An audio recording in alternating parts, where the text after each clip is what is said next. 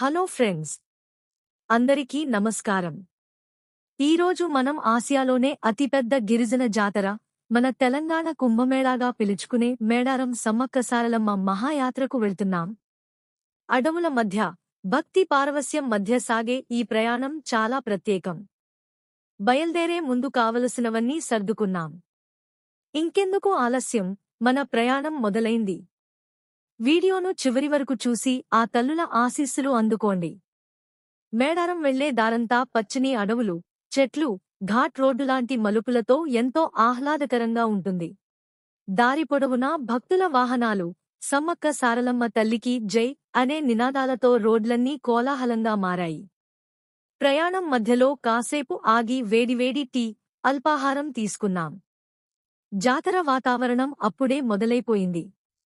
మేడారం చేరుకోగానే భక్తులు మొదటగా వెళ్లేది జంపన్నవాగు.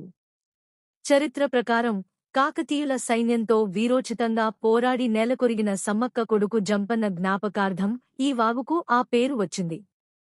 భక్తులందరూ ఈ పవిత్ర వాగులో స్నానం చేసి తల్లుల దర్శనానికి సిద్ధమవుతారు. మేము కూడా వాగులో స్నానం ఆచరించి దర్శనానికి బయల్దేరాం.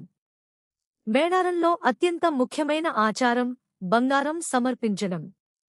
ఇక్కడ బంగారం అంటే పసిడి కాదు, బెల్లం.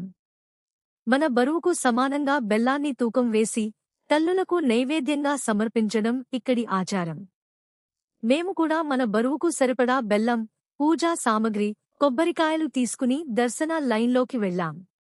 చుట్టూ ఉన్న జాతర దుకాణాలు, జనాల సందడి అద్భుతంగా ఉంది. ఇక అసలైన ఘట్టం తల్లుల గద్దెల దర్శనం. ఇక్కడ ఎలాంటి విగ్రహాలు ఉండవు. గద్దెలపై ప్రతిష్ఠించిన వెదురు కర్రలు, పసుపు, కుంకుమలనే సమ్మక్క సారలమ్మ, గోవిందరాజు, పగిడిద్దరాజులుగా పూజిస్తారు. లైన్లో భక్తుల రద్దీ ఎక్కువగా ఉన్నా గద్దెల దగ్గరికి చేరగానే ఆ భక్తి వాతావరణం, ఆ వైబ్రేషన్ ఒళ్ళు గగుర్పొడిచేలా చేస్తాయి. భక్తి శ్రద్ధలతో బంగారం సమర్పించి కొబ్బరికాయలు కొట్టి దర్శనం చేసుకున్నాం. దర్శనం పూర్తయ్యాక చుట్టుపక్కల అటవీ ప్రాంతాల్లో చెట్ల కింద అందరూ కలిసి వంటలు చేసుకుని భోజనాలు చేస్తారు. మేడారం అడవుల్లో ఇలా అందరితో కలిసి తినడం ఒక ప్రత్యేకమైన అనుభూతి. ఆ తర్వాత జాతరలో దొరికే సాంప్రదాయ వస్తువులు, పిల్లల బొమ్మలు, గాజుల షాపులన్నీ తిరిగి కాసేపు గడిపాం. సాయంత్రం కావడంతో మేడారం యాత్ర ఎంతో ప్రశాంతంగా, దివ్యమైన అనుభూతిని ఇస్తూ ముగిసింది. ఆ వనదేవతల ఆశీస్సులు మనందరిపై ఎల్లప్పుడూ ఉండాలని కోరుకుంటున్నాను. మీకు ఈ వీడియో నచ్చితే తప్పకుండా లైక్ చేయండి, షేర్ చేయండి, మన ఛానల్ని సబ్స్క్రైబ్ చేసుకోండి. కామెంట్లలో జై సమ్మక్క సారలమ్మ అని రాయడం మర్చిపోకండి.